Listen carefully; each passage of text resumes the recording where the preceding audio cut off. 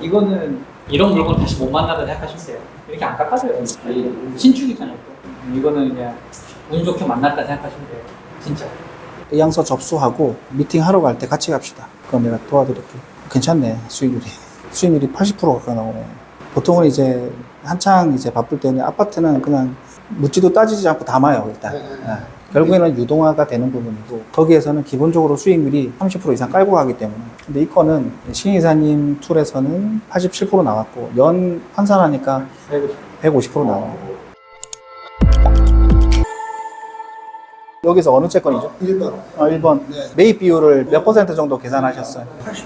85%? 85%하면 수익률이 얼마 정도 되던가요? 1년 수익률이 550% 나오네요. 근데 실질적으로 감정가의 85%가 아니고 채권 원금에서 15% 할인을 받는. 안 팔 거면. 그 선순위 채권 금액하고 그런 게 파악이 안 되니까. 자, 여기서 팁을 하나 드릴게요. 거래를 하기 전에 내가 원하는 수익률이 있어. 일단은 테이블에 앉혀야 돼. 오늘 새마을금고가 그런 케이스예요. 그리고 채권을 매각해 본 적이 단 한 번도 없는 조합이에요. 우리 팀에서 선정한 비율을 보시면 90%. 추가로 더 붙인 이유가 채권 하나보다 지금 이건 17억이잖아요. 전체 묶었을 때는 53억이거든요. 그럼 협상력이 기본적으로 올라가고, 채권을 매각하려고 하는 이유가 뭐예요? 건전성 비율을 낮추기 위해서잖아요. 그러면 17억 하나 매각하는 것보다는 53억이 낫고, 좀 나름 의지를 가지게끔 만들어줘야 돼요. 우리 선순위 알아요, 몰라요? 모르는데 처음부터 15%를 깎아버리면 관리하는 채권은 자기의 부진과도 같아. 그런 친구를 명분 없이 내가 주관적인 가치 산정을 해서 후려쳐버리면 매각을 안 하려고 그래요. 제가 처음에 앉아서 얘 뭐라고 얘기했어요? 여기는 퉁 쳤을 때 97% 정도 나왔다 라고 하니까 그쪽에서도 수긍을 했잖아요. 근데 다만 조건부로 전제가 뭐냐면 선순위 채권을 우리가 알아몰라. 그걸 보고 킥오프 미팅 때는 우리가 좀 희망을 좀 심어주고 납득 가능한 조건으로 할인을 유도를 해야 되는 거죠. 선순위 채권 정보를 우리한테 보내주기로 했으니 그걸 보고 1차로 채권 의향서를 접수를 할 거예요. 양수 의향서 접수하고 나서 제가 볼 때는 아마 2차, 3차까지도 협의를 하긴 해야 될 것 같아요. 이 금액은 이렇게 매입을 하겠다라는 게 아니에요. 그냥 채권 아까 구독자에 있었잖아요. 그분이 보시면 안 되는데 아무튼 일단은 제일 첫 번째는 이렇게 의향을 보낼 때는 거래가 목적이 아니라 안면을 트고 가장 핵심이고, 전화번호를 확보를 해서 이제 그 사람하고 소통하면 돼. 오늘 갔을 때 어땠어? 누구랑 대화해야 될지 모르잖아요. 그리고 또 제가 아까 뭐라고 했죠? 조건이 아파트 말고 여기에 주거용 부동산은 뭐가 이슈가 있다고 했어요? 전세사기 수도 있고. 그렇죠. 이런 그렇게 건축물도 그런 것들이 명분 있는 감가 요인이라는 거거든요. 그런데 그 감가 요인을 처음에 이야기하기 전에 내가 감안해서 후려치고 들어가면 오늘 미팅 자리도 안 되는 거지. 그러니까 설득을 해놨어요. 계속 설득을. 너희도 그렇지 않으면 그 사람이 그렇지 납득이 되면 그때부터는 말 한마디에 5천이고 1억이고 내려간다고. 그러려고 앉는 거예요. 그래서 이런 건들은 이제 전세사기 이슈가 있으니, 전세사기 이슈가 있으면 뭐가 들어져? 경매 진행하면서 기간이 들어지네. 네. 기간이 들어지면 뭐가 들어가? 이자가 어떤 이자가? 근질권 대출 상당 이자율에 따른 이자 금액이겠죠. 그 부분들을 우리가 다 부담을 해야 되니까 권리 금액이 올라가잖아요. 그러면 그런 걸 얘기를 해서 OPB 금액을 최대한 낮춰야 된다. 2차 미팅 할 때도 제가 같이 가서 할 거예요. 이렇게 묶어서 일단은 거래하는 걸로. 또 궁금하신 거? 네. 이게 그 은행이랑 그런데 이제 전화로 협상을 하잖아요. 풀로 매각을 한번 해보겠다. 그럼 제가 이거를 다 가지고 와야 돼요. 아니죠. 내 거는 다 가져야 되는 얘기. 네. 아니죠. 이 건은 우리 이제 자체적으로 이제 우리 팀에서 가지고 갈 거. 본인이 하시고 싶은 채권은 여기서 하나만 거래하시면 돼요. 저는 지금까지 제가 다 가지고 와야 되는. 그런 거 아니에요. 돈이 많아요. 돈 많아요? 그래서 다른 분들이 다 그런 줄 알았어요. 아니에요. 제가 말씀드리고 싶은 거는 풀로 협상을 보는 거는 그 우리가 가지고 올 걸 기준으로 말씀드리는 것 중에 여러분들이 채권 한두 개 선정하시잖아요. 그것만 들고 하시면 돼요. 근데 왜 같이 협상을 볼까? 17억 하나 들고 가는 것보다 53억 채권을 들고 가는 게 협상력이 커지니까. 그래서 일부러 찾은 거예요, 우리 이사님께서. 네. 대표님은 이거 하나만 거래하시면 되고 우리는 밑에 있는 거 하면 돼요. 그리고 또 근데 저는 저 건을 보면서 사실 위치나 이런 게 되게 좋아요. 건축도 한 4, 5년 정도밖에 안 됐고 또 실제 세입자 수도 많고, 그래서 만에 하나 안 되면 유비까지 간다는 각오로 오케이. 조사를 했고, 일반 건축물이나 그 전입세대들이 최소 그 변제 금액이 있잖아요. 네. 그런 걸 파악을 하려면 임차인 현황을 사실 제가 다 알아야 되는데, 그렇죠. 제가 사실 어제 인접을 먼저 갔다 올까 말까 고민을 많이 했어요. 근데 아직 그 단계가 아닌 것 같아요. 그 단계가 아니죠. 지금은 뭐 어떤 단계야? 턴테이블에 앉았어. 그러면 선순위 채권을 밸류를 해야 돼. 그럼 얘네들부터 받아야지 자료를. 턴테이블에 앉지 않으면 못 받는 자료들이에요. 그걸 받고 나서 가는 거예요. 확인하려고. 그래서 받고 협의를 보시면 되고, 그리고 새마을금고는 기본적으로 매각하는 시스템이 다르다라고 얘기를 들으셨죠. 어떻게 매각하신다든가요? MCI 대부는 어떤 곳이에요? 새마을금고에서 만든 유동화 대부 법인인 거죠. 그죠? 매각할 때 아까 중요한 말 나왔는데 어떻게 매각한대? 통으로 매각한대. 홀로. 거래 방식은 사후정산 방식입니다. 그렇죠? 네. 근데 여기에서 또 주된 논점은 수수료가 들어야 안 들어요? 들어요.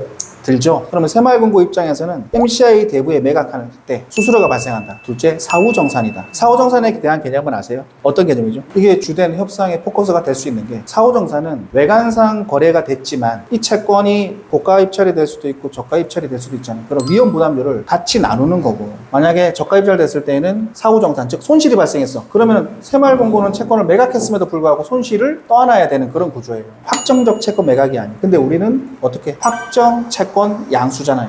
우리가 저가 입찰돼서 우리가 방어 유입을 하든 그건 우리의 위험 부담 문제고, 그렇기 때문에 더 할인을 해줘 라고 요청할 수도 있는 거고, MCI에 매각하게 되면 유동적인 사후정산 부분에서 수수료까지 나가니까 굳이 그렇게 할 필요가 없다라고 설명을 하셔야지. 굳이 수수료 드실 필요가 있냐. 그리고 사후정산이니까 만약에 이게 시장이 안 좋아서 저가로 되면 걔네들은 방어 입찰 안 해요. 그대로 손실 봐요. 제가 질문 하나 드리겠습니다.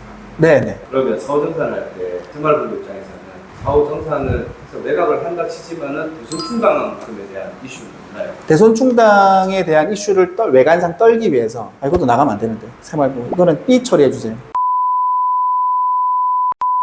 충당 요건을 완화하기 위한 임시 방편이라는 거죠. 그러니까 새마을금고의 본질을 잘 알고 계셔야 되는 거죠. 자, 아까 MCI 대부에 매각하기 전에 그 전에 뭘 한다고 했어? MRP, 산정, 최저 매각 가능 금액인데, 그렇게 해서 산정을 하게 되면 우리는 거기에 매각하는 금액보다 단돈 10,000원이라도 높게 써서 가지고 오면 되는 구조. 그런 구조라고 생각하시면 돼요. 단 여기에서 선순위 이걸 먼저 받아보고 보시고 판단하시면 돼요. 근데 이게 원래 MCI 부부에 팔아야 되는 데 이게 규정이잖아요.